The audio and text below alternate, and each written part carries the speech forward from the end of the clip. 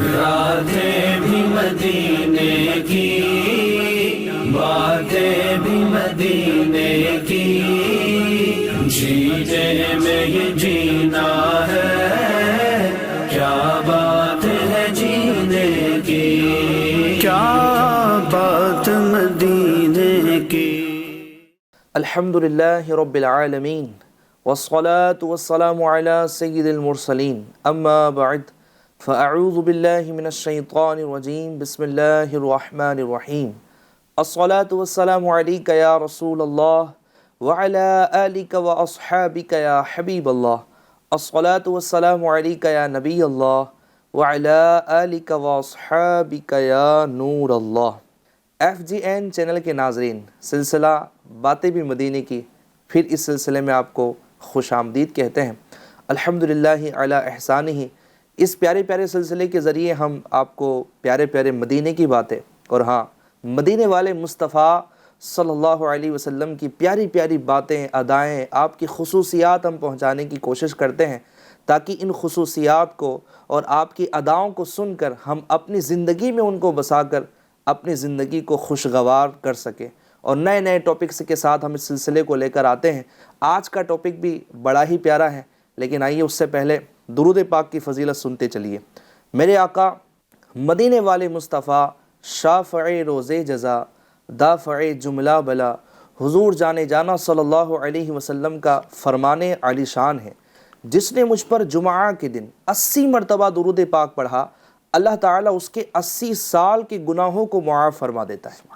FGN channel کے ناظرین ذرا غور تو کریں، بندہ درود پاک پڑھتا ہے، اللہ تعالیٰ اس کے گناہوں کو معاف فرماتا ہے، اور بالخصوص جمعۃ المبارک کا دن جو ویسے ہی بابرکت دن ہے اور تمام دنوں کا سردار ہے۔ جی ہاں FGN چینل کے ناظرین، جمعۃ المبارک کو ہم بعض اوقات غفلت میں گزار دیتے ہیں، اس کو ہم اہمیت نہیں دیتے، حالانکہ جمعۃ المبارک کی تمام دنوں کو سردار ہونے کے ساتھ ساتھ یہ دن ایسا بابرکت ہے کہ اس میں نیکیوں میں برکت ہو جاتی، یعنی نیکیوں کا ثواب بڑھا دیا جاتا ہے۔ جی ہاں، ایک نیکی بندہ کرتا ہے اور اس کو 70 نیکیوں کا ثواب دیا جاتا ہے۔ تو درود پاک پڑھنے کی بھی جمعۃ المبارک کے دن بڑی ہی پیاری برکتیں ہیں، جو میں نے حدیث پاک آپ کو سنائی، تو نیت فرما لیجئے کہ جمعۃ المبارک کے دن خصوصی طور پر حضور جانے جانا صلی اللہ علیہ وسلم پر درود پاک پڑھنے کا اہتمام کریں گے۔ اور دیکھیں نا، دنیا کا تو یہ تقاضا ہے، جو جس سے محبت کرتا ہے اس کا ذکر بھی زیادہ کرتا ہے۔ ہمیں حضور سے محبت ہے، الحمدللہ ہماری محبت و عقیدتوں کا مرکز حضور جانے جانا صلی اللہ علیہ وسلم کی ذات گرامی ہے۔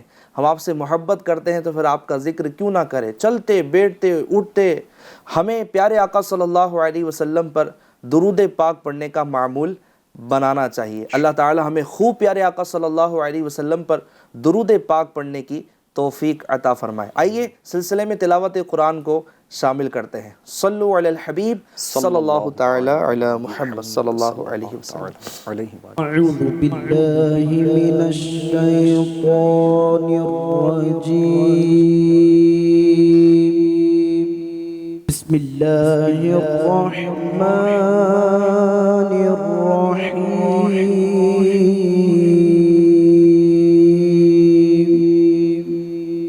إنا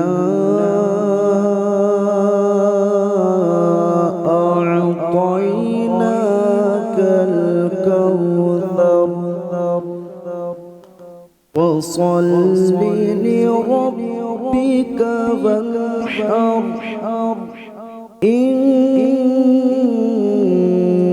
شانئك هو الأبتر۔ صدق اللہ العظیم۔ سبحان اللہ سبحان اللہ۔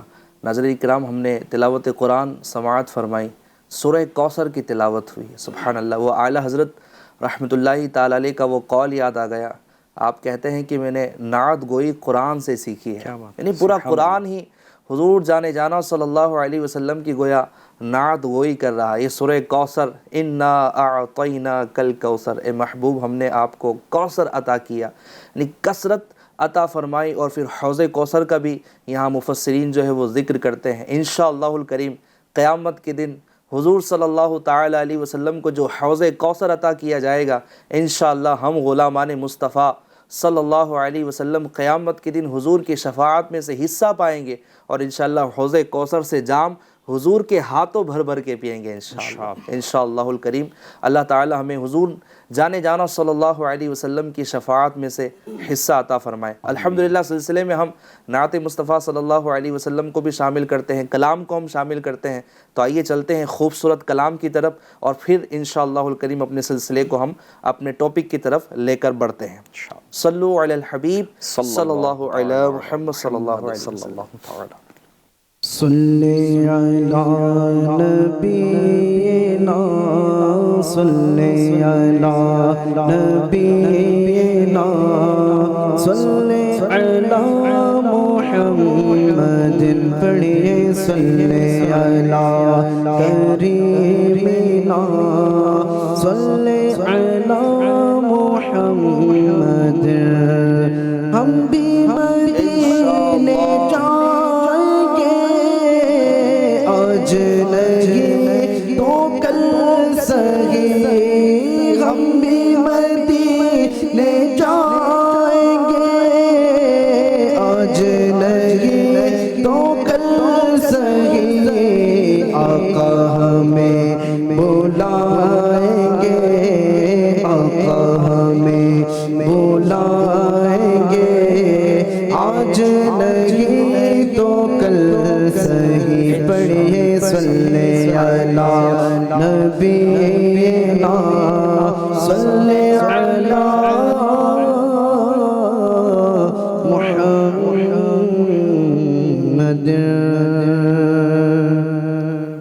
مدینہ چھوڑ کر اب ان کا دیوانہ نہ جائے گا، مدینہ چھوڑ کر اب ان کا دیوانہ نہ جائے گا، جمال یار کی محفل سے پروانہ نہ جائے گا، مدینہ چھوڑ کر اب ان کا دیوانہ نہ جائے گا، بڑی مشکل سے آیا ہے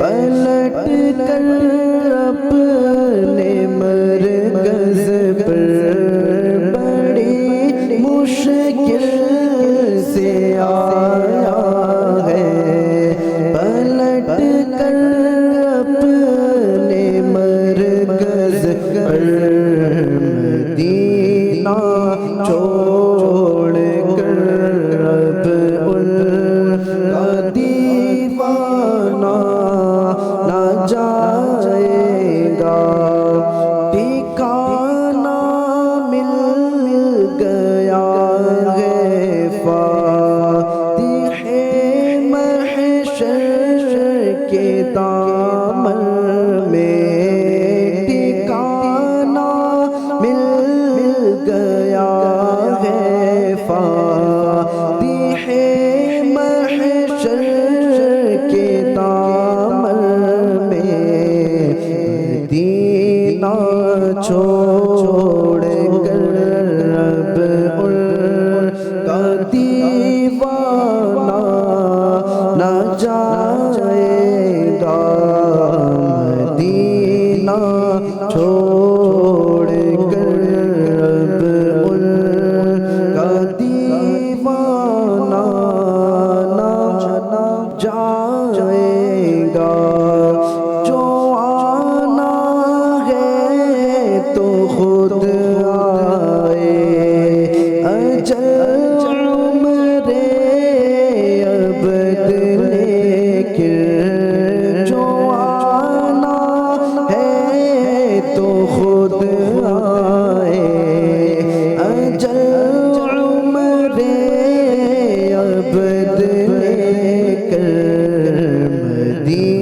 نہ چھوڑ کر اب ان کا دیوانہ نہ جائے گا، مدینہ چھوڑ کر اب ان کا دیوانہ نہ جائے گا، پہنچ جائے گا ان کا نام لے کر خلد میں ارشد، پہنچ جائے گا ان کا نام لے کر خلد میں ارشد، ہی دامن سہی ناز غلامانہ نہ جائے گا، مدینہ چھوڑ کر اب ان کا دیوانہ نہ جائے گا۔ مدینہ چھوڑ کر اب تو ان کا دیوانہ نہ جائے گا۔ اے کاش کہ وہ کہتے نا میری ایسی حاضری ہو پھر کبھی نہ واپسی ہو، اے کاش ایسے اسباب بن جائیں، ایسے اسباب بن جائیں کہ حضور جانے جانا صلی اللہ علیہ وسلم کرم فرمائیں اور ہم سب کی مدینہ طیبہ حاضری ہو، اور کاش کہ حضور کے قدموں ہی میں اجل آئے، حضور کی نظر عنایت ہو، حضور کلمہ پڑھائے اور حضور کے سائے ہی میں، حضور کی نگاہوں ہی میں ہماری روح ہمارے جسم سے پرواز کر جائے اور جنت البقیع کاش ہمارا مدفن بن جائے۔ آمین بجاہ النبی الکریم برحمتک یا ارحم الراحمین۔ ناظرین کرام، بڑھتے ہیں اپنے موضوع کی طرف۔ الحمدللہ آج ہمارے اسپیشل مہمان جن کا تعارف کروانا ہے، ہمارے جمیل عطاری صاحب ماشاءاللہ ہمارے ساتھ سلسلے میں شامل ہیں۔ حضور آپ کو سلسلے میں خوش آمدید کہتے ہیں، آپ نے وقت دیا اور ماشاءاللہ آپ تشریف لائے، آپ کا بہت بہت شکریہ۔ اللہ تعالیٰ آپ کے درجات بلند فرمائے انشاءاللہ الکریم۔ ہم اپنے بہترین موضوع کے ساتھ ان کے ساتھ گفتگو کریں گے۔ ناظرین کرام، آج کا ہمارا موضوع ہے سخاوت مصطفیٰ صلی اللہ تعالیٰ علیہ وسلم۔ جی ہاں، اللہ کریم عز و جل نے میرے پیارے محبوب صلی اللہ علیہ وسلم کو ایسے ایسے اوصاف حمیدہ سے نوازا، بلکہ میں کہوں کہ جو بھی ایسے اچھے اوصاف تھے، جو اچھی خوبیاں تھیں، میرے آقا صلی اللہ علیہ وسلم ان تمام خوبیوں کے جامع ہیں۔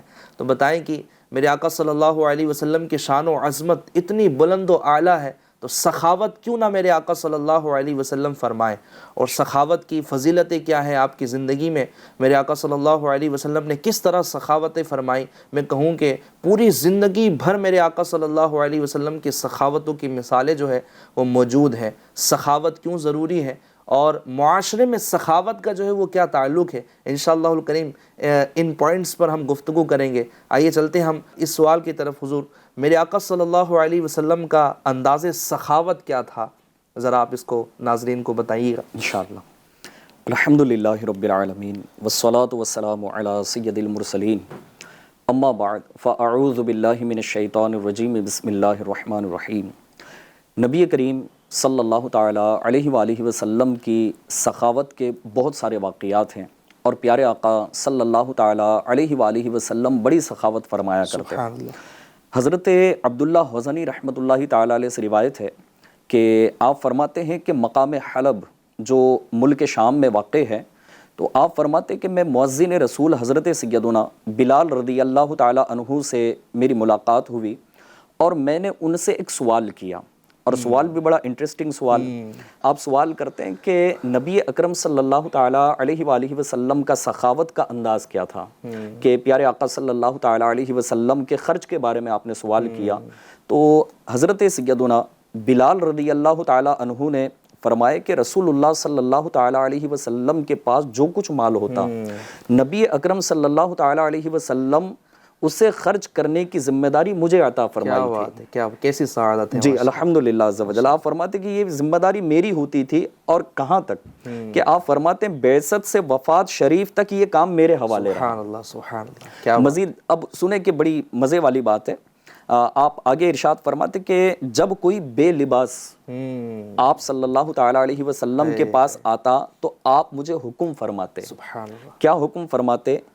کہ اس کو عطا کرنا ہے۔ اور عطا کرنے کی کیفیت کیا ہوتی؟ ایک ہوتا ہے نا کہ بندے کے پاس مال ہے اور کوئی اس کے پاس مانگنے کے لیے آیا تو وہ اسے اٹھا کر کے کچھ دے رہا ہے، لیکن نبی اکرم صلی اللہ تعالی علیہ وسلم کی سخاوت کا انداز دیکھیں کہ حضرت سیدنا بلال رضی اللہ تعالیٰ عنہ فرماتے ہیں کہ جب پیارے آقا صلی اللہ تعالی علیہ وسلم مجھے اس سائل کو کچھ عطا کرنے کا حکم ارشاد فرماتے تو میں کسی سے قرض لیتا، اچھا، اور قرض لے کر سخاوت کی جا رہی ہے۔ اور آپ فرماتے کہ جب وہ آتا تو میں اسے چادر خرید کر اڑاتا یا اسے کھانا بھی کھلاتا۔ اور ایک دن حضرت سیدنا بلال رضی اللہ تعالیٰ عنہ فرماتے کہ ایک مرتبہ کی بات ہے کہ ایک شخص میرے پاس آیا اور آ کر اس نے مجھ سے کہا کہ آپ نہ میرے سوا کسی سے قرض نہ لیا کریں۔ اچھا، اور کہنے لگا کہ میرے پاس کثیر مال ہے۔ تو حضرت سیدنا بلال رضی اللہ تعالیٰ عنہ نے فرمایا کہ میں نے ایسا ہی کیا، اور ایک دن وضو کر کے اذان دینے کے لیے جب میں کھڑا ہوا تو کیا دیکھتا ہوں کہ وہ جو شخص جس سے میں نے قرض لیا تھا وہ کئی تاجروں کے ہمراہ میرے پاس آیا اور مجھے بہت برا بھلا کہنے لگا۔ اب اس کی وجہ یہ تھی کہ کہنے لگا کہ تمہیں کچھ معلوم ہے کہ وعدے میں کتنے دن باقی ہیں؟ حالانکہ ابھی ٹائم پورا نہیں ہوا، لیکن اس کا یہ انداز رہا کہ وہ وقت سے پہلے آیا اور آ کر جو ہے نا اس طرح کی اس نے حرکت کی اور کہا کہ آپ کو پتہ ہے کہ وعدے میں کتنے دن باقی ہیں؟ الرٹ کر رہا ہے نا، جی ہاں، الرٹ کر رہا ہے، لیکن اس کا انداز ہی کچھ اور ہے نا کہ الرٹ کرنے کے لیے اکیلا آ جاتا، لیکن یہاں تو کچھ تاجروں کے ساتھ، کچھ لوگوں کے ساتھ، اور اگر اس کو تھوڑا سا مزید ایک آدمی کے انداز کی اگر بات کی جائے اور پھر جو فیلنگز ہوتی ہے نا، تو جب چند لوگ سامنے ہوتے ہیں اور اس طرح کی بات اگر کی جاتی ہے تو وہ تھوڑا سا بے عزتی بھی فیل، گلٹی فیل کرتا ہے۔ ظاہر سی بات ہے کہ قرض لینے والا ایک شخص مجبوری میں قرض لے رہا ہوتا ہے، اور پھر قرض وصول کرنے والا اگر وصول کرنے میں اپنے انداز کو اگر بہتر نہ رکھے یا پھر اگر چند لوگوں کو سامنے لے کر آ رہا ہے تو ظاہر سی بات ہے کہ اس میں تو جی، اور یہاں نفس کا بات بھی تو وہ تھی نا کہ وقت بھی پورا نہیں ہوا اور وقت سے پہلے آ کر اس نے اس طرح کا انداز کیا اور کہنے لگا کہ تمہیں معلوم ہے کہ ابھی وعدے میں کتنے دن باقی ہیں؟ تو میں نے کہا کہ وقت وعدہ تو ٹھیک ہے ابھی قریب آ گیا ہے، لیکن وقت تو پورا نہ ہوا نا۔ تو اس نے کہا کہ صرف 4 دن باقی رہ گئے ہیں، اور 4 دن پہلے آ کر اس نے اس طرح کی حرکت کی اور الرٹ کیا۔ اگر اس مدت میں کہنے لگا کہ اگر تم نے قرض ادا نہ کیا تو میں تمہیں غلام بنا کر بکریاں چروانے والا کام لگاؤں گا۔ اور چونکہ حضرت سیدنا بلال رضی اللہ تعالیٰ عنہ پہلے بھی کسی کے غلام تھے تو اس بات کو بھی اس نے یاد دلایا، یعنی کہ یہاں ایک بات یہ بھی ہوتی ہے نا کہ کسی کو آر دلائی جائے، ایک تو یہ کہ وقت سے پہلے آ کر مطالبہ کرنا، دوسرا یہ کہ آر دلانا۔ تو حضرت بلال رضی اللہ تعالیٰ عنہ سے کہنے لگا کہ جیسے تم پہلے بکریاں چرایا کرتے تھے ایسے ہی میں تمہیں کام لگاؤں گا۔ چنانچہ آپ فرماتے کہ یہ سن کر مجھے بڑی فکر ہوئی، اور ایک کامن بات ہے کہ جب اس طرح کا معاملہ ہو کہ وقت بھی قریب ہے اور قرض بھی دینا ہے اور بظاہر ایسا ہے کہ پیسہ بھی ساتھ میں نہیں ہے تو انڈرسٹوڈ بات ہے کہ یہاں پر فکر تو ہوگی۔ بہرحال آپ فرماتے کہ یہاں تک کہ میں عشاء کی نماز پڑھ چکا تو رسول اللہ صلی اللہ تعالی علیہ وسلم بھی اپنے کاشانہ اقدس میں تشریف لے گئے۔ تو میں اجازت لے کر حاضر خدمت ہوا اور عرض کی کہ یا رسول اللہ صلی اللہ تعالی علیہ وآلہ وسلم میرے ماں باپ آپ پر قربان۔ کیا بات ہے۔ وہ جو شخص جس سے میں قرض لیتا ہوں تو اس نے میرے ساتھ ایسا ایسا کہا ہے، ایسا ایسا اس نے برتاؤ کیا، ساری بات بتا دی، سارا واقعہ سنایا، اور آپ کے پاس بھی ادائے قرض کے لیے حضور کچھ نہیں اور میرے پاس بھی اس وقت کچھ نہیں ہے، اب اگر وہ دوبارہ آئے گا تو پھر مجھے رسوا ہونا پڑے گا، وہ مجھے ذلیل کر دے گا، تو مجھے اجازت دیجئے کہ میں ان لوگوں کے پاس چلا جاؤں جو مسلمان ہو چکے ہیں، اور یہاں تک کہ اللہ پاک اپنے رسول صلی اللہ تعالی علیہ وسلم کو اتنا مال عطا فرمائے کہ جس سے میرا قرض ادا ہو جائے۔ ٹھیک ہے، یہ کہہ کر حضرت سیدنا بلال رضی اللہ تعالیٰ عنہ وہاں سے نکل آئے، اور جب صبح ہوئی اگلا دن نکل آیا تو صبح کے وقت جانے کے ارادے سے آپ فرماتے کہ جب میں باہر نکلا کہ میں مسلمانوں کے پاس جاؤں اور کچھ مدد کے لیے کہوں، تو اتنے میں ایک شخص دوڑتا ہوا آیا اور میرے پاس آ کر کہنے لگا کہ اے بلال، رسول اللہ صلی اللہ تعالیٰ علیہ وسلم نے آپ کو بلایا ہے. پیغام مصطفیٰ. جی ہاں، پیغام مصطفیٰ مل گیا، بلاوا آ گیا. اور یہ تو پھر کیا سعادت کی بات ہے کہ پیارے آقا صلی اللہ تعالیٰ علیہ وسلم کا دوبارہ جلوہ زیبا دیکھنے کی باری آ گئی. تو حضرت بلال رضی اللہ تعالیٰ عنہ فرماتے کہ جیسے پیغام ملا تو میں وہاں پہنچا تو کیا دیکھتا ہوں کہ سامان سے لدے ہوئے 4 اونٹ وہاں پر موجود ہیں. کیا بات ہے، کیا بات ہے. میں نے اندر آنے کی اجازت مانگی تو آپ صلی اللہ تعالیٰ علیہ وسلم نے فرمایا کہ بلال مبارک ہو، اللہ تعالیٰ نے تمہارے قرض کی ادائیگی کا سامان کر دیا. کیا بات ہے، کیا بات ہے. واہ. پھر نبی کریم صلی اللہ تعالیٰ علیہ وآلہ وسلم نے سوال فرمایا کہ کیا تم نے 4 اونٹ دیکھے؟ تو میں نے عرض کی کہ حضور جی ہاں میں نے دیکھا ہے. تو آپ صلی اللہ تعالیٰ علیہ وسلم نے فرمایا کہ یہ اونٹ حاکم فدق نے بھیجے ہیں، یہ ان پر لدا ہوا غلہ اور کپڑے سب تم رکھ لو. کیا بات ہے. 4 اونٹ پر مال، اگر اس کو دیکھا جائے تو 4 اونٹ پر کتنا مال ہوگا، کتنی دولت ہوگی، کتنا خزانہ ہوگا، کیا کیا اس کے اندر غلہ ہوگا. تو 4 اونٹ پر کوئی تھوڑا سا سامان نہیں آتا. اور ایک کامن سی اگر بات کی جائے تو آدمی اتنی دولت کس کو کیسے دے دیتا ہے. ابھی تو آیا ہے اور آنے کے بعد پیارے آقا فرما رہے ہیں کہ یہ سب کا سب تم رکھ لو اور ان کے ذریعے اپنا قرضہ ادا کرو. حضرت بلال رضی اللہ تعالیٰ عنہ فرماتے ہیں کہ میں نے حکم کی تعمیل کرتے ہوئے ایسا ہی کیا. پھر میں مسجد میں آیا اور رسول اللہ صلی اللہ تعالیٰ علیہ وسلم کو سلام عرض کیا تو آپ نے پوچھا کہ اے بلال اس مال سے تجھے کیا فائدہ حاصل ہوا؟ تو میں نے عرض کی اللہ پاک نے وہ تمام قرض ادا فرما دیا جو اس کے رسول پر تھا. سبحان اللہ، سبحان اللہ. آپ صلی اللہ تعالیٰ علیہ وسلم نے فرمایا کہ اس مال میں سے کچھ باقی بچا بھی ہے؟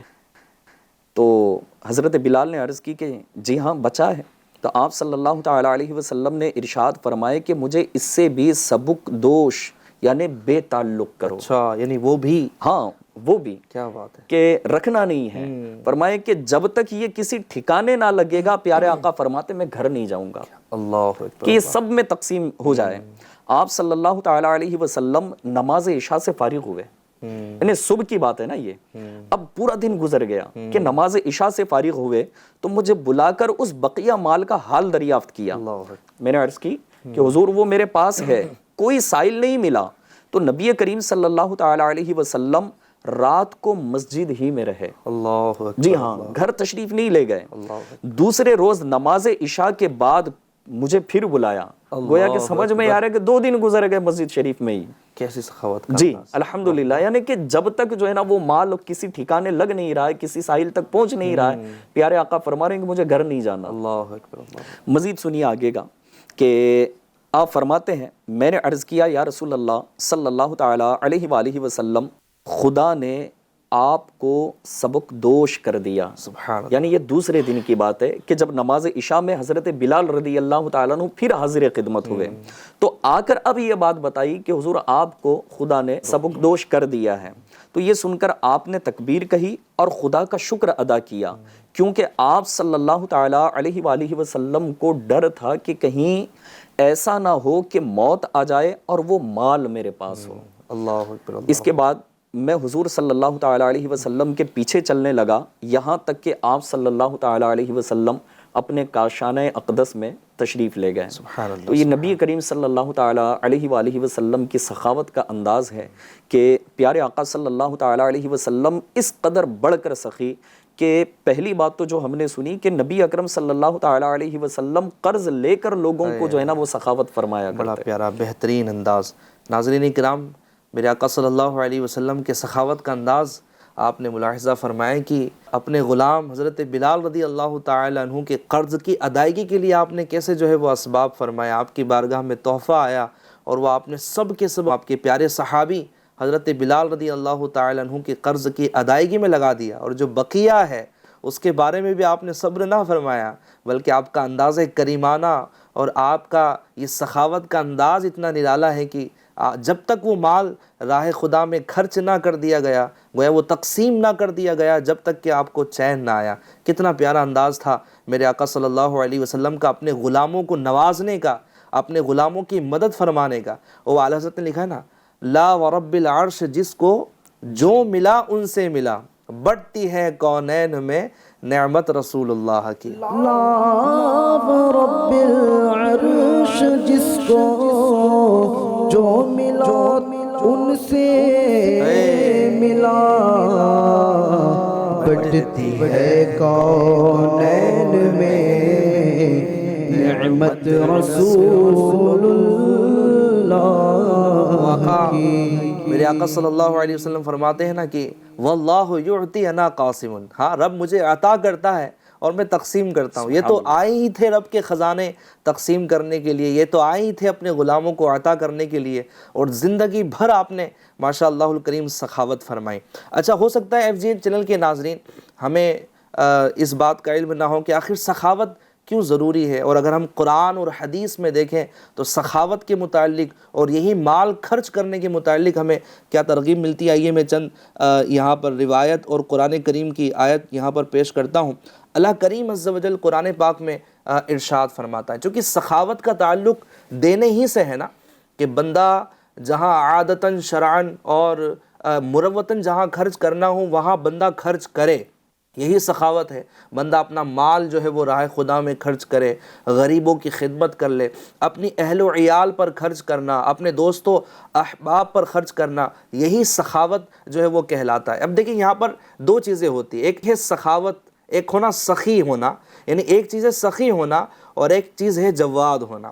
میرے آقا صلی اللہ تعالی علیہ وسلم تو جواد کے درجے پر تھے نا۔ ہاں، واہ کیا جود و کرم ہے شہ بطحا تیرا، نہیں سنتا ہی نہیں مانگنے والا تیرا۔ یہ شعر انشاءاللہ طرز کے ساتھ سنیں گے، لیکن آپ سمجھیں اعلیٰ حضرت رحمۃ اللہ تعالی علیہ بھی حضور علیہ السلام کی شان اور عظمت بیان کرتے تھے نا، تو کسی بھی طرح کی وہ کمی نہیں کرتے تھے، یعنی ہم کون ہوتے کمی کرنے والے۔ یہ بڑی پیاری بات جو ہے نا وہ آپ نے بتائی کہ ایک ہے کہ سخی ہونا اور ایک ہونا ہے جواد ہونا، تو واقعی یہ ایک بہت بڑا فرق ہے۔ سخی تو یہ نا کہ جناب سخی اس کو کہتے ہیں کہ جو کچھ اس کے پاس ہے وہ دوسروں پر بھی خرچ کرے لیکن اپنے لیے بھی باقی رکھے۔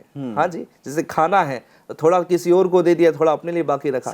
لیکن جواد تو وہ ہے کہ جو سب کچھ دے دے، کیا بات، اپنے لیے باقی نہ رکھے۔ اور ابھی جو روایت آپ نے سنائی اس میں یہی تھا نا کہ اس وقت تک میں گھر نہ جاؤں گا جب تک کہ اس سے تم مجھے سبکدوش نہ کر دو، وہ مال سارا کے سارا راہ خدا میں خرچ نہ کر دو۔ اس سے بڑھ کر سخاوت کی مثال کیا ہو سکتی ہے؟ واہ کیا جود و کرم ہے شہ بطحا تیرا، کیسا جود و کرم ہے، نہیں سنتا ہی نہیں مانگنے والا تیرا۔ جو بھی آتا ہے آقا آپ کی سخاوت کا دریا ایسا ہے کہ جو بھی سائل آتا ہے بس وہ آپ کی بارگاہ سے اپنے دامن کو بھر کر ہی لوٹتا ہے۔ سبحان اللہ، واہ کیا جود و کرم ہے شہ بطحا تیرا، واہ کیا جود و کرم ہے شہ بطحا تیرا، نہیں سنتا ہی نہیں مانگنے والا تیرا، نہیں سنتا ہی نہیں مانگنے والا تیرا، نہیں سنتا ہی نہیں مانگنے والا تیرا۔ تو قرآن کریم فرقان حمید میں ہم بات کر رہے تھے کہ قرآن میں اللہ کریم عز و جل نے کس طرح ہمیں خرچ کرنے کا، سخاوت کرنے کا ذہن دیا ہے۔ اللہ کریم عز و جل ارشاد فرماتا ہے الذین ينفقون اموالهم باللیل والنہار سرا وعلانیۃ فلہم اجرہم عند ربہم ولا خوف علیہم ولا ہم یحزنون۔ میرے آقا امام اہل سنت الشاہ امام احمد رضا خان رحمۃ اللہ تعالی علیہ ترجمہ کنز الایمان میں اس کا ترجمہ کچھ یوں کرتے ہیں، ترجمہ کنز الایمان، وہ جو اپنے مال خیرات کرتے ہیں، وہ جو اپنے مال خیرات کرتے ہیں رات میں اور دن میں، چھپے اور ظاہر، ان کے لیے ان کا نیک ہے، یعنی ان کے لیے ان کا بدلہ ہے، ان کے رب کے پاس ان کو نہ کچھ اندیشہ ہو نہ کچھ غم ہو۔ اچھا، یہاں پر FGN چینل کے ناظرین آپ غور کیجئے گا کہ جو راہ خدا میں خرچ کرتے ہیں دن اور رات میں، چھپ کر یا ظاہری طور پر، اللہ تعالیٰ سب جانتا ہے، اور ان تمام کا اجر اللہ تعالیٰ ان کو جو ہے وہ عطا فرمائے گا۔ تو قرآن کریم بھی ہمیں یہ درس دے رہا ہے کہ ہم خرچ کریں، ہم فقراء اور مساکین میں خرچ کریں، ہم اللہ کی راہ میں خرچ کریں، ہم سخاوت کا وصف جو ہے وہ اپنے اندر لانے کی کوشش کریں۔ اور دیکھیں سخاوت کی فضیلتیں کتنی بے شمار ہیں، الحمدللہ احادیث طیبہ میں بھی سخاوت کی فضیلتیں بیان کی گئی، اور سخاوت کی اہمیت کا اندازہ آپ ان احادیث سے لگائیے۔ فرماتے ہیں سخاوت جنت کے درختوں میں سے ایک درخت ہے جس کی ٹہنیاں زمین کی طرف جھکی ہوئی ہے، جو شخص ان میں سے کسی ایک ٹہنی کو پکڑ لیتا ہے وہ اسے جنت کی طرف لے جاتی ہے۔ گویا سخاوت جنت میں لے جانے کا ذریعہ ہے۔ جو سخی ہوتا ہے نا اس کے لیے FGN چینل کے ناظرین جنت میں جانا آسان ہو جاتا ہے۔ مزید حدیث پاک میں ہے یعنی سخی کی غلطی سے درگزر کرو، کیونکہ جب بھی وہ لغزش کرتا ہے تو اللہ اس کا ہاتھ پکڑ لیتا ہے، یعنی اللہ اس کا مددگار ہوتا ہے کہ اسے ہلاکت میں پڑنے سے خلاصی عطا فرماتا ہے۔ یعنی جو سخی ہوتا ہے، اس حدیث پاک سے معلوم ہوا کہ اللہ کریم عز و جل کی اس پر رحمتیں ہوتی، کیسی رحمتیں ہوتی ہے کہ جب وہ مشکلات میں پڑ جاتا ہے، جب وہ پریشانیوں میں پڑ جاتا ہے، اللہ تعالیٰ اس کو اس پریشانی سے نکال دیتا ہے۔ مزید حدیث پاک سنیے، حدیث پاک میں ہے یعنی جنت سخیوں کا گھر ہے، جنت سخیوں کا گھر ہے۔ اور یہ حدیث پاک تو کمال کی ہے، کیسی کمال کی ہے۔ حدیث پاک میں ہے سخی اللہ سے قریب ہے، سبحان اللہ، ہاں سخی اللہ سے قریب ہے، جنت سے قریب ہے، لوگوں سے قریب ہے۔ جو کہ سخاوت کرنے والے کو لوگ پسند کرتے ہیں، جو عطائیں کرنے والا ہوتا ہے، جو دینے والا ہوتا ہے نا، یعنی جس کا ہاتھ یوں ہوتا ہے لوگ اسے پسند کرتے ہیں۔ اچھا جس کا ہاتھ یوں ہوتا ہے نا، یا جس کا ہاتھ یوں والا ہوتا ہے کہ جناب بس آنا چاہیے مجھے لوگ دیں، اور بس لینے کی جس کی خواہش ہوتی ہے نا، لوگ ایسوں کو دوست بھی نہیں بناتے، یار یہ جب دیکھو جب مانگتا ہی رہتا ہے۔ کبھی کبھی شاید ایسا بھی ہوتا ہوگا کہ جب کوئی گھر ہے یا کوئی دکان وغیرہ ہے اور کوئی مانگنے والا آتا ہو، اور اس مانگنے والے سائل کو بھلے ہی وہ بھیک مانگ رہا ہے لیکن اس کو اگر دیتا نہیں نا تو شاید اس کی کنجوسی پھر ایسی ظاہر ہوتی ہوگی کہ وہ اس کا گھر کراس کر کے چلا جاتا ہوگا، بولے یار یہاں سے ملتا نہیں، میرا ٹائم لاس ہو بعض جائے گا۔ اوقات تو ایسا بھی ہوتا ہے کہ بعض لوگوں کی مانگنے کی عادت ایسی پڑ جاتی ہے کہ کبھی وہ بندہ جس کی مانگنے کی عادت ہے وہ آئے نا تو بھائی نہیں ہے بھائی مانگنے کے لیے نہ کسی اور کام سے آیا تھا، لیکن جو کہ مشہور ایسا ہو گیا کہ بھائی اب آیا نا تو کچھ نہ کچھ مانگے گا، تو نا سخاوت کا جذبہ ہمارے اندر ہونا چاہیے۔ حدیث پاک سنیے، سخی اللہ سے قریب، جنت سے قریب، لوگوں سے قریب، اور آگ سے دور ہے، ہاں جہنم کی آگ سے دور ہے۔ اور جو کنجوس ہوتا ہے، جو سخاوت نہیں کرتا، سنیے، اور جو کنجوس ہے وہ اللہ سے دور ہے، ہاں جنت سے دور ہے، لوگوں سے دور ہے، اور آگ سے قریب ہے، ہاں اور جاہل سخی اللہ کے نزدیک بخیل عالم سے بہتر ہے۔ بتائیے آپ کہ اگر عالم ہو لیکن وہ بخل کرنے والا ہو تو نہ، وہ جاہل اللہ کریم کی بارگاہ میں زیادہ مقرب ہے جو سخی ہے۔ یعنی سخاوت وصف ایسا ہے کہ جو انسان کو افضل اور اعلیٰ مرتبے پر جو ہے وہ پہنچا رہا ہے۔ تو ہمیں چاہیے ہم سخاوت کی طرف بڑھیں، راہ خدا میں خرچ کریں، غریبوں کی مدد کریں۔ آئیے چند ایک اور واقعات ہم شامل کرتے ہیں۔ میرے آقا صلی اللہ علیہ وسلم کی سخاوت کا انداز کتنا پیارا اور نرالا تھا۔ جی، نبی اکرم صلی اللہ تعالیٰ علیہ وآلہ وسلم کی سخاوت کے بارے میں حضرت سیدنا عبداللہ بن عباس رضی اللہ تعالیٰ عنہما فرماتے ہیں کہ رسول اللہ صلی اللہ تعالیٰ علیہ وآلہ وسلم لوگوں میں یہ سب سے بڑھ کر سخی ہیں۔ کیا بات ہے، کیا بات ہے، جتنے لوگ تھے، جی ہاں، بلکہ کائنات میں جتنے لوگ پیدا ہوئے قیامت تک جو ہوں گے، میرے آقا علیہ الصلوۃ والسلام سب سے زیادہ بڑھ کر سخاوت فرمانے والے۔ کوئی انداز تو دیکھیں کہ جو ابھی پچھلا جو واقعہ ہم نے سنا کہ قرض لے کر سخاوت کرنا، قرض لے کر کسی کی مدد کرنا، تو یہ شاید ہی کسی اور میں نظر یہ تو نہ میرے پاس ہے تو میں دے رہا ہوں، نہیں ہو تو کہاں سے لا کر دوں گا۔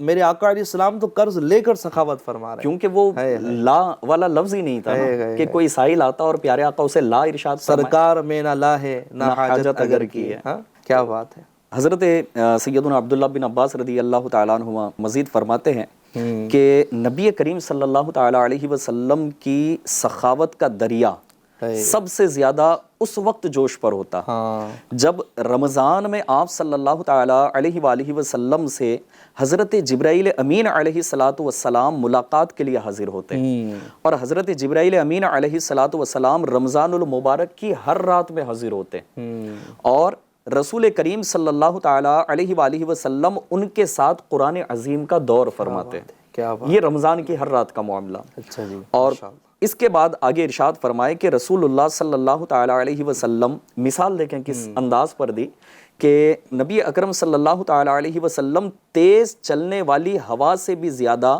خیر کے معاملے میں سخاوت فرماتے ہیں. اور رمضان کا مہینہ، جی رمضان کا مہینہ، رحمتوں بھرا مہینہ، اور میرے آقا کا انداز سخاوت، جی کیا بات ہے. یعنی رمضان میں میرے آقا صلی اللہ علیہ وسلم کی سخاوت جو ہے وہ مزید بڑھ جاتی ہے. یہاں اس روایت سے یہ معلوم ہو رہا ہے. تو ہمیں تو ویسے ہی سخاوت کرنی چاہیے، تقسیم کرنا چاہیے، لیکن ماہ رمضان میں مزید ہمارے اس انداز اور انداز سخاوت کو اور اس وصف کو ہمیں زیادہ اختیار کرنا چاہیے. اب آپ FGN چینل کے ناظرین سوچ رہے ہوں گے کہ رمضان میں کس طرح سخاوت کو بڑھاؤں. تو آئیے میں آپ کو چند باتیں عرض کرتا ہوں. دیکھیں نا، ہمارے معاشرے میں کئی لوگ ایسے ہیں جو غربت کی زندگی کاٹ رہے ہیں. ہو سکتا ہے ان کے پاس اتنا مال نہ ہو کہ وہ سحری اور افطاری کا انتظام کر سکے. جی ہاں، ایسے لوگ ہیں. آپ سوچ رہے ہوں گے کہ نہیں، ہم نے تو دیکھا ہے کہ جناب نہیں سبھی کے پاس ہوتا ہے. نہ آپ باہر تو نکلیں، آپ اپنی بستی کا جائزہ تو لیں، آپ اپنے آس پڑوس میں تو دیکھیں، آپ اپنی بستی میں دیکھیں، اپنے شہر میں دیکھیں. آپ کو ایسے سفید پوش لوگ ملیں گے جن کے پاس کھانے کو بھی نہیں ہوتا، ہاں، جن کے پاس پینے کو بھی نہیں ہوتا. اگر اللہ تعالیٰ نے آپ کو نوازا ہے کہ گھر میں آپ اچھی ڈشوں کا انتظام کر رہے ہیں، سحری کا بہترین دسترخوان آپ کے گھر میں بچھ رہا ہے، اور جناب جو افطار کا دسترخوان ہے وہ بھی آپ کے گھر میں وسیع ہے، لذیذ اشیائیں آپ کے دسترخوان پر ہیں، آپ اپنے گھر والوں کے ساتھ، بچوں کے ساتھ بیٹھ کر کھا رہے ہیں، تو یہی غریب یہ بھی دل میں تمنا لیے بیٹھے ہوتے ہیں کہ ہمارے لیے بھی اس طرح کا انتظام ہو. اگر اللہ نے آپ کو دیا ہے تو باہر نکلے. افطار کے لیے جب چیز لے کر آئے نا گھر میں، جمیل بھائی، افطار کے لیے گھر میں کچھ چیز لے کر آئے نا، تو بندہ اس ارادے سے کچھ اور زیادہ لے لے، یار میں اپنے پڑوسیوں کو بھی دے دوں گا، ہاں، اپنے پڑوسیوں تک پہنچا دوں گا، میں غریب لوگوں تک پہنچا دوں گا. جب وہ اپنے لیے لے کر آئے غریبوں تک پہنچائے گا تو غریبوں کا دل کیسا خوش ہو جائے گا. اچھا یہ بھی تو دیکھیں نا کہ کسی غریب کا گھر ہے اور رمضان کا دن ہے، انہوں نے روزہ رکھا ہوا ہے، اور عین افطار کے وقت وہ انتظار کر رہے ہوں کہ یار کوئی آئے اور ہمیں افطار جو ہے وہ دے کر چلا جائے. اب یہ بندہ جناب گرم کوئی چیز، یہ جناب ٹھنڈا مشروب لے کر، ہاں، رمضان کی روزے کی سخت گرمیوں میں یہ لے کر گیا عین افطار کے وقت، اور جب وہ بچے دیکھیں گے کہ یار یہ ہمارے لیے افطاری کا انتظام ہو گیا، یا گھر کے بڑے دیکھیں گے، یار ان کے دل سے کیسی دعائیں نکلیں گی. اور افطار کا وقت جو کہ قبولیت کا وقت ہے، اس وقت بندہ سخاوت کا یہ وصف اختیار کرے اور سخی بن جائے اور یہ دینے والا بن جائے کہ اپنے گھر میں لے کر آئے ہوں تو ان کو بھی میں دیتا چلا جاؤں. تو بتائیں کیسی ہمیں دعائیں ملیں گی. بالکل، یہ نا اپنی آنکھوں سے ہم نے بھی دیکھی ہوئی بات ہے نا، کہ اب پتہ نہیں کہ لوگوں کا جو ہے نا انداز ایسا ہو گیا کہ وہ اپنے آپ کو بیزی سمجھ رہے ہوں، یا وقت کی کمی ہو گئی، یا اللہ نہ کرے کہ بخل ہی دل کے اندر ہو. تو ہم نے تو یہ بچپن میں دیکھا ہے کہ رمضان کا مہینہ ہے اور افطار سے چند منٹس پہلے گلیوں میں جب ہم بھی چھوٹے چھوٹے تھے نا، تو ہماری والدہ گھر میں دادی وغیرہ یہ نا پلیٹس میں ڈال کر کے کچھ دیتی کہ بیٹا ان کو دے کر آ جانا، ان کو دے کر آ جانا، ان کو دے کر آ جانا. تو ہمارے یہاں سے کسی کے پاس جا رہا ہے، کسی کے یہاں سے ہمارے پاس آ رہا ہے. تو آج بھی جو ہے نا لوگ ایسے ہماری گلی محلوں کے اندر ہیں جو اس انتظار میں رہتے ہیں کہ ہمارے پاس کوئی آئے ہمیں دے، اور وہ بیچارے روزہ بھی رکھ رہے ہیں، رب کی عبادت بھی کر رہے ہیں اور غربت کے مارے ہیں. تو جس کو رب تبارک و تعالیٰ نے نوازا ہے ان کو یہ عمل کرنا چاہیے، اور بالخصوص ان کی مدد کرنے کے لیے اپنے آپ کو سخاوت کی طرف لانا چاہیے. بالکل. اور ایسے کئی لوگ ہیں، ایسی کئی سنستھائیں ہیں، ایسے کئی ویلفیئر ٹرسٹ ہیں کہ جو باقاعدہ یہ کام کر رہے ہیں. اگر ہمارے پاس وقت نہیں ہے، ہم نہیں دے سکتے، اپنے بزنس میں مصروف ہے، تو ایسے لوگوں سے ملاقات کریں کہ جو یہ کام کر رہے ہیں، ان کا آپ مالی تعاون کریں. جو سردیوں میں کمبل جو ہے وہ تقسیم کر رہے ہیں، اور جناب یہ فروٹ کے پیکج جو ہے وہ تقسیم کر رہے ہیں، ایسے لوگوں سے ملاقات کریں، ان کی طرف بڑھیں، یہ لوگوں تک پہنچیں گے، اور انشاءاللہ الکریم ہمارا مال ان غریبوں میں اور مسکینوں میں انشاءاللہ الکریم جو ہے وہ خرچ ہوگا. صلو علی الحبیب صلی اللہ تعالی علی محمد صلی اللہ تعالی علیہ وآلہ وسلم. تو FGN چینل کے ناظرین، ہمیں غریبوں اور مساکین کی خدمت کرنا چاہیے اور سخاوت جو ہے وہ اختیار کرنا چاہیے.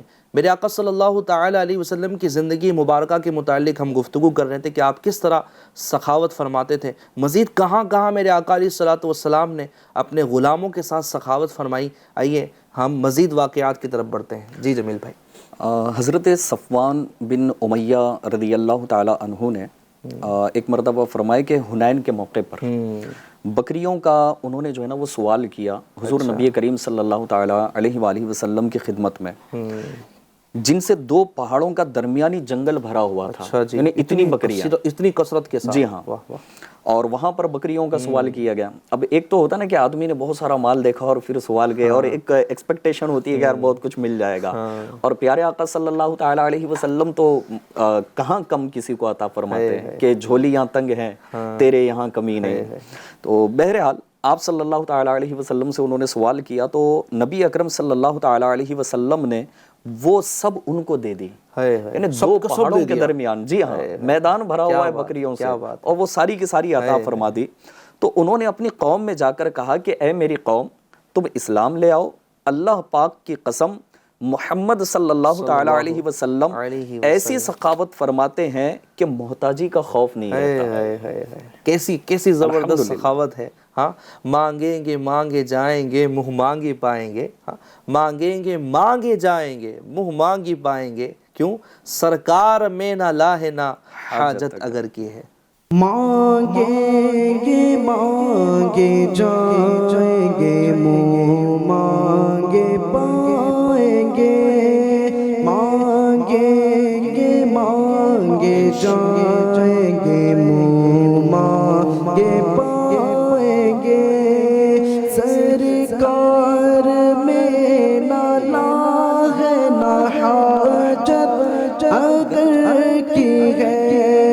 سرکار میں نہ لاغ نہ حاجت اگر کی ہے. سبحان اللہ سبحان اللہ. مانگیں گے مانگے جائیں گے, منہ مانگی پائیں گے. سرکار میں نہ لاہ نہ حاجت اگر کی ہے. کیا پیارا انداز تھا میرے آقا صلی اللہ تعالی علیہ وآلہ وسلم کا. اچھا, یہ تو ظاہری حیات طیبہ میں تھا نا, سخاوت کا انداز کہ اپنے غلاموں کو اپنے ہاتھوں سے نوازتے تھے. لیکن بعد وصال, جی ہاں, میرے آقا صلی اللہ علیہ وسلم تو ویسے آپ دیکھیں تو حیات ظاہرے سے متصف ہے. وہ تو ایک وعدہ الہی ہے. ہاں, کل نفس ذائقۃ الموت, جو تھا کہ ہر جو ہے جاندار چیز کو موت کا مزہ چکھنا ہے, تو وہ تو ایک آن کے لیے تھا. ورنہ میرے آقا صلی اللہ تعالی علیہ وسلم تو حیات ہے, بلکہ اللہ کے تمام انبیاء جو ہے وہ حیات ہے. ان پر جو ہے وہ آن بھر کے لیے موت طاری ہوئی ہے, اور پھر یہ اپنی حیات ظاہری کے ساتھ بالکل جو حیات دنیاوی ان کی تھی, جو دنیاوی حصی ان کی حیات تھی, اسی کے ساتھ جو ہے یہ متصف ہے. میں چاہوں گا کہ اس کے متعلق آپ بیان فرما کر یہ بتائیں کہ بعد وفات میرے آقا صلی اللہ علیہ وسلم کی کیسی عطائیں ہوتی تھی. حضرت سیدنا شیخ احمد بن نفیس رحمۃ اللہ تعالی علیہ فرماتے ہیں کہ میں ایک بار مدینہ منورہ میں سخت بھوک کے عالم میں سرکار عالی وقار صلی اللہ تعالی علیہ وسلم کے روضہ انور پر حاضر ہو کر عرض گزار ہوا, یا رسول اللہ صلی اللہ تعالی علیہ وسلم, میں بھوکا ہوں. ایک آنکھ لگ گئی, اور اسی دوران کسی نے جگا دیا اور مجھے ساتھ چلنے کی دعوت دی. چنانچہ آپ فرماتے کہ میں ان کے ساتھ ان کے گھر آیا, اور میزبان نے کچھ کھجوریں, گھی اور گندم کی روٹی پیش کر کے کہا کہ پیٹ بھر کر کھا لیجئے. کیونکہ مجھے میرے جد امجد مکی مدنی محمد عربی صلی اللہ تعالی علیہ وآلہ وسلم نے آپ کی میزبانی کا حکم دیا ہے. آئندہ بھی جب کبھی بھوک محسوس ہو ہمارے پاس تشریف لایا کریں. یعنی کہ ایک تو بھوکے کی مدد فرمائی, اور پھر اپنی آل میں سے ایک شخص کو جو ہے زیارت سے بھی مشرف فرما دیا, اور خواب میں تشریف لا کر ارشاد فرمائی کہ ان کی میزبانی کی جائے. کیا بات ہے, کیا بات ہے میرے آقا صلی اللہ علیہ وسلم کی.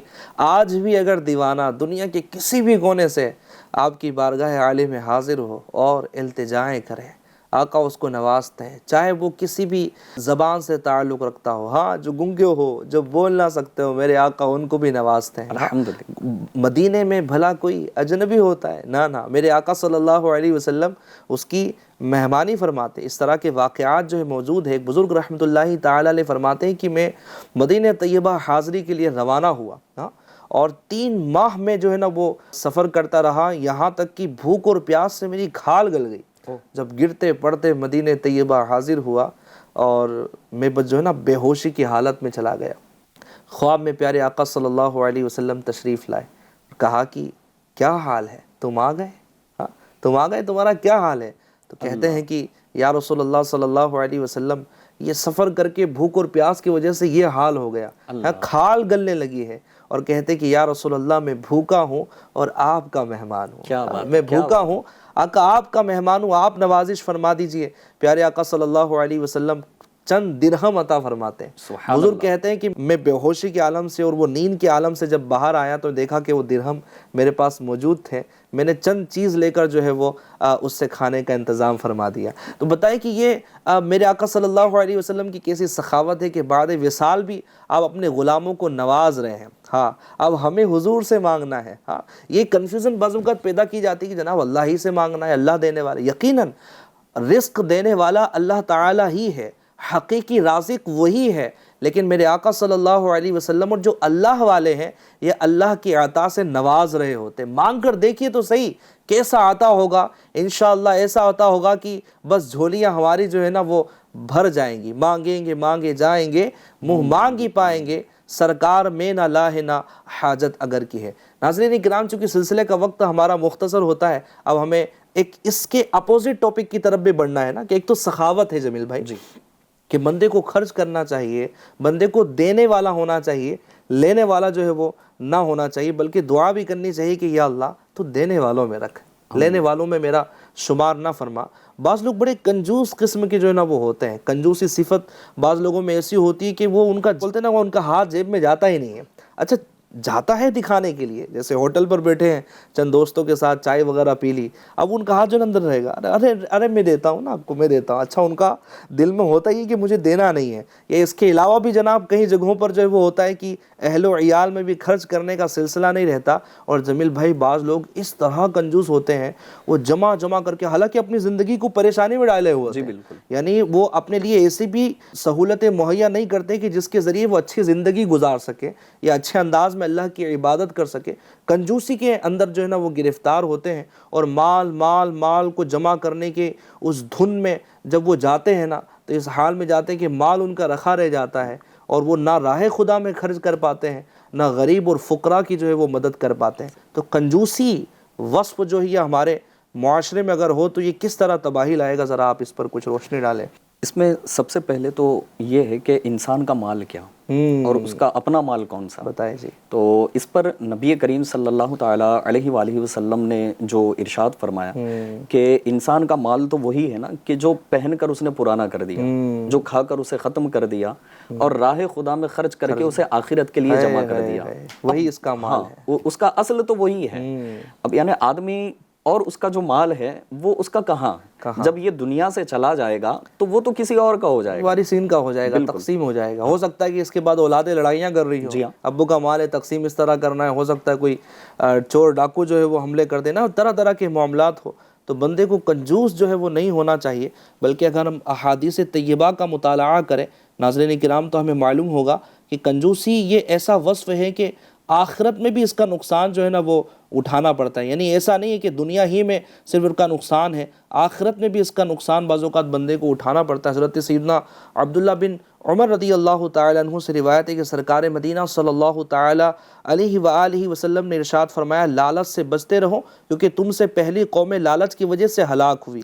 لالچ نے انہیں بخل پر آمادہ کیا تو وہ بخل کرنے لگے, اور جب قطع رحمی کا خیال دلایا تو انہوں نے قطع رحمی کی, اور جب گناہوں کا حکم دیا تو وہ گناہوں میں پڑ گئے. تو یہاں بیسیکلی دو چیزوں پر غور کرنے کی حاجت ہے کہ کنجوسی آ کیوں رہی ہے. لالچ, یعنی لالچ فرسٹ اسٹیپ ہے کہ بندے کو لالچ اس وجہ سے نہ یار ختم نہ ہو, یعنی یہ جو دھن رہتی ہے نا یار آیا ہے نا تو یہ جائے نہیں. حالانکہ دنیا کا یہ چکر ہے, جو آیا ہے وہ جائے گا تو ہی جناب سارے دنیا کے جو نا معاملات چلتے رہیں گے. ہاں جی, اگر کسان اگر یہ سوچے کہ میں جو ہے نا وہ کھیتی کروں اور میری بوریاں خالی ہو جائے تو پھر زمین سے کبھی اناج ہی نہ نکلے. صحیح بتائیں جی. پہلے تو اس کو خالی کرنا پڑے گا, جب وہ ایک بوری ڈال کر آئے گا تو پھر اسے 100 500 1000 بوریاں ملیں گی. تو بیسیکلی ہمیں لالچ سے, ایف جین چینل کے ناظرین, لالچ سے ہمیں بچنا ہے اور کنجوسی سے بھی ہمیں بچنا ہے. لالچ کی کنجوسی لے کر آتی ہے, ہمیں کنجوس نہیں ہونا ہے. جہاں ہمیں خرچ کرنا ہے, جہاں عادتاً شرعاً دیکھ لیں آپ زکوٰۃ ہے, صدقات واجبہ ہے,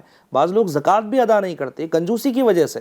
یار میرا جو ہے وہ مال میں کمی آ جائے گی. واللہ ایسا نہیں ہے, اور یہ قسم کھا کر خود میرے آقا صلی اللہ علیہ وسلم آپ جو ہے نا وہ فرماتے ہیں کہ مجھے میرے رب کی قسم سن لو کہ راہ خدا میں مال خرچ کرنے سے مال کم نہیں ہوتا. یہ میں مفہوم عرض کر رہا ہوں. میرے آقا علیہ الصلوۃ والسلام نے قسم کھا کر یہ بات جو ہے وہ ارشاد فرمائی، مال میں کمی نہیں آتی، راہ خدا میں خرچ کریں تو صحیح، اللہ کریم عز و جل ایک کا 10 گنا عطا فرمائے گا. بس توکل رب پر ہونا چاہیے.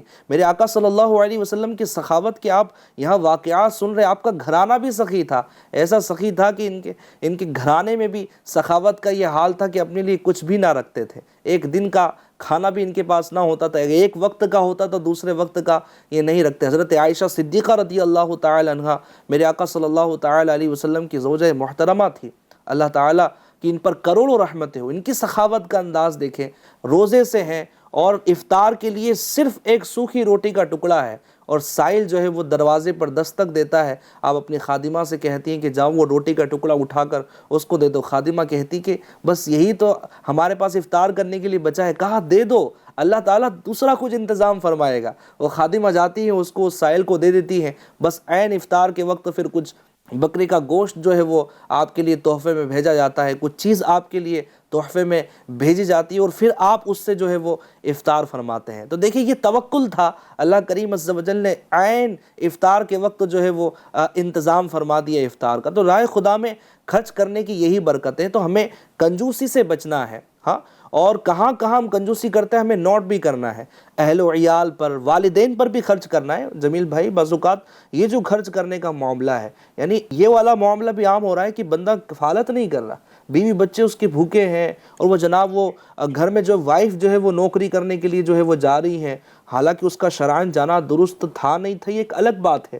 لیکن بعض اوقات یہ پرابلم ہوتا ہے، یار شوہر نہیں کمانا تو ہمیں جانا پڑے گا. وہ بندہ گھر میں بیٹھے بیٹھے کھا رہا ہے اور اپنے چھوٹے چھوٹے بچوں کو اور اپنے جناب گھر کی خواتین کو وہ باہر کام میں لگایا ہوا ہے. یعنی کتنی یہ ایسی بات ہے کہ اس کو تھوڑی بھی شرم نہیں آتی کہ یار میں یہ کیا کر رہا ہوں. پھر والدین پر خرچ کرنے کا معاملہ، چلے شادی سے پہلے تو اس نے کر لیا لیکن شادی کے بعد امتحان ہو جاتا ہے.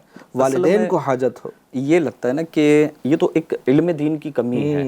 اب اگر اس چیز کو اگر دیکھا جائے کہ حقوق کی اگر بات کی جائے یا پھر اس کے علاوہ جو بخل کے متعلق آپ فرما رہے ہیں، تو بخل کی ڈیفینیشن کو اگر پڑھا جائے کہ بخل کہا کسے گیا ہے. جیسے آپ نے 2 باتیں بتائی یہاں پر کہ شرعاً جہاں پر خرچ کرنا ہے، جیسے کہ زکوٰۃ ہے، فطرہ ہے اور جو صدقات واجبہ ہوتے ہیں، تو یہ تو شرعاً ایک بندے کے اوپر جو ہے نا وہ فرض و واجب ہے کہ وہ کرنا ہی ہے. پھر اس کے علاوہ آپ نے فرمایا کہ عادتاً بھی خرچ ہو. پھر ایک چیز ہوتی ہے کہ مروت میں بھی خرچ کرنا ہوتا ہے، کہ جیسے ابھی آپ نے وہ بتایا نا کہ مثال دی کہ ہوٹل میں گئے ہیں اور پھر جیب میں ہی ہاتھ جاتا ہے لیکن پیسہ نہیں نکلتا.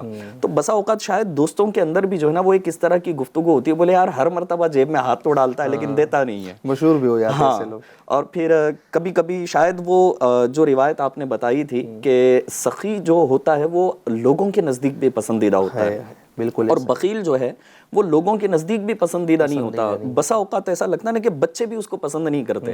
جیسے کہ بچپن میں کیا ہوتا کہ جب عید کا دن ہوتا نا تو کہتے کہ بھائی فلاں کے یہاں چلے جاؤ. بولے ہم نہیں جائیں گے، عیدی نہیں ملے گی. بولے ان کے یہاں جاتے عیدی ملتی ہے. بچے یاد رکھتے کہ ہمیں عیدی دیتے ہیں اور زیادہ عیدی دیتے ہیں، تو ان سے وہ پورے سال ان کو یاد رکھتے ہیں اور عید کے دن اسپیشلی ان کے پاس وہ پہلے جائیں گے کہ نہیں یہاں سے عیدی جو ہے وہ اچھی ملتی ہے. کبھی کبھی ایسا ہوتا ہے کہ بچے ہیں وہ چاچا کے پاس جائیں گے لیکن ابو ان کو نہیں دیتے، تو ابو کے پاس نہیں جائیں گے، چاچا کے پاس جائیں گے. مطلب دینے والوں سے چھوٹا سا جو بچہ ہوتا ہے نا وہ بھی محبت ہی کر رہا ہوتا ہے. یہ ٹاپک بڑا وسیع ہے. میرا خیال ہے کہ ہم کئی ساری باتیں یہاں پر لے سکتے ہیں لیکن چونکہ ہمارے سلسلے کا وقت بڑا مختصر ہوتا ہے. ناظرین کرام، FGN چینل کے ناظرین، سخاوت کا وصف اپنے اندر پیدا کیجئے. اللہ تعالیٰ سے دعا کیجئے، مال کی محبت اپنے دل سے جو ہے وہ دور کیجئے اور اللہ تعالیٰ کی بارگاہ میں دعا بھی کرتے رہیے کہ اللہ تعالیٰ مجھے سخاوت کا جذبہ نصیب فرما، خرچ کرنے والوں میں، سخاوت کرنے والوں میں مجھے اللہ تعالیٰ میرا شمار فرما. کنجوسی سے بچیں، اس کے لیے دعا بھی کرتے رہیں اور اس کے لیے جو بھی سخاوت کے جو اسباب ہے. دیکھیے کبھی کبھی ایسا ہوگا کہ اگر عادت میں نہیں ہوگا نا تو قصداً اس کو عادت میں لانا پڑے گا کہ نہیں یار میں روزانہ کی بیس پر صدقہ کروں، خیرات کروں، غریب اور مساکین کی میں خدمت کروں. قصداً بھی اس کو آپ لے کر آئیں، انشاءاللہ الکریم آخرت میں ہمارے لیے جزا ہی جزا ہوں گی، آخرت میں ثواب ہی ثواب ہوگا. اللہ تعالی ہمیں خوب سخاوت کرنے کی توفیق عطا فرمائے. FGN چینل کے ناظرین، سلسلے کا وقت کمپلیٹ ہوا. نیکسٹ سلسلے میں پھر ایک نئے ٹاپک کے ساتھ حاضر ہوں گے. جب تک کہ رکھیے اپنا خوب خیال، محبتوں کو عام کیجیے. FGN چینل دیکھتے اور دکھاتے رہیے. صلو علی الحبیب صلی اللہ تعالی علی محمد صلی اللہ تعالی علیہ وسلم. راتیں بھی مدینے کی، باتیں بھی مدینے کی، جینے میں یہ جینا ہے